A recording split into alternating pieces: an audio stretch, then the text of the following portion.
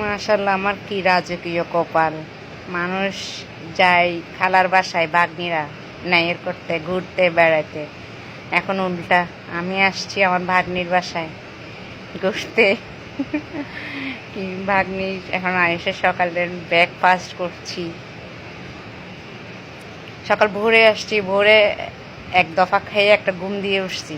ঘুম থেকে উঠে এখন চলছে পরোটা, মাংস, ডিম ভাজি, চা। এই তো গল্প করে করে খাচ্ছি আর বোনের সাথে কথা বলতেছিলাম। এই ভাগ্য আমাদের। আমি বাগ্নিদের বাসায় এসে ঘুরতে আসি। বাগ্নি আলহামদুলিল্লাহ, আমার খালা বাগ্নি আমরা সবাই মিল মহব্বত ভালোবাসা দিয়ে থাকি সবসময়। এটা যেন সারা জীবন থাকে এরকম। একবার আসছিলাম আরেক বাগ্নির বাসায়, মেজো বাগ্নির বাসায়। এবার আসছি সেজো বাগ্নির বাসায়। বান্দরবন গেলে তো বড় বাগ্নির বাসায় যাই, ঘুরি ওকে নিয়ে। আর একবার আসবো ছোট বাগ্নির বাসায়। আর বান্দরবন গেলে বাগ্নার বাইকে করে ঘুরি। আলহামদুলিল্লাহ, আমার ভাগ্না বাগ্নি সবাই খুব খালাদের নিয়ে থাকে। এই যে অনেকগুলো খাবার করছে, এত খাবার খাওয়া যায় বলেন? সকালবেলা তারপরও করছে খাই। সামনে জিনিস ফেরত দিতে না, আমার আব্বা সবসময় বলতো খাবারের জিনিস সামনে দিলে একটু একটু করে সব কিছু খাইতে হয়।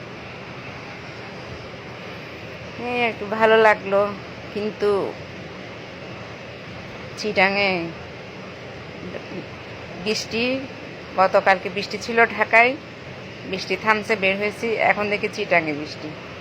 এখন ভালো একটু রোদ উঠছে, বৃষ্টি থেমে গিয়ে বিকেলে একটু বের হতে হবে ঘোরার জন্য। কি শান্তি। আমার ভালোই লাগতেছে। বাগদির বাসা বেড়াতে আসছি। নাইয়র নাইয়র, আমাদের চট্টগ্রাম বাসার নাইয়র বলে এটাকে। কার কার ভাগ্য আছে বলেন তো এরকম বাগনির বাসা নাইয়র করেন?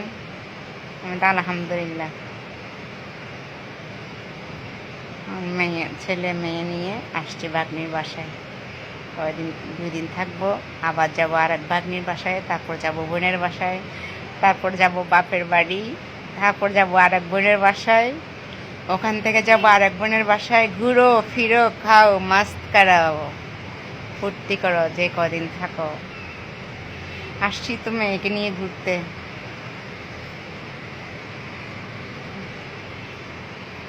যে কাজের বুয়াটা চলে গেল, তাই দেখলাম কাজের বুয়া নাকি বলে আমাদের মতো করে আসছে, বলে কি আমিও সকালে আসছি ঢাকা থেকে। আমি ভালোই তো।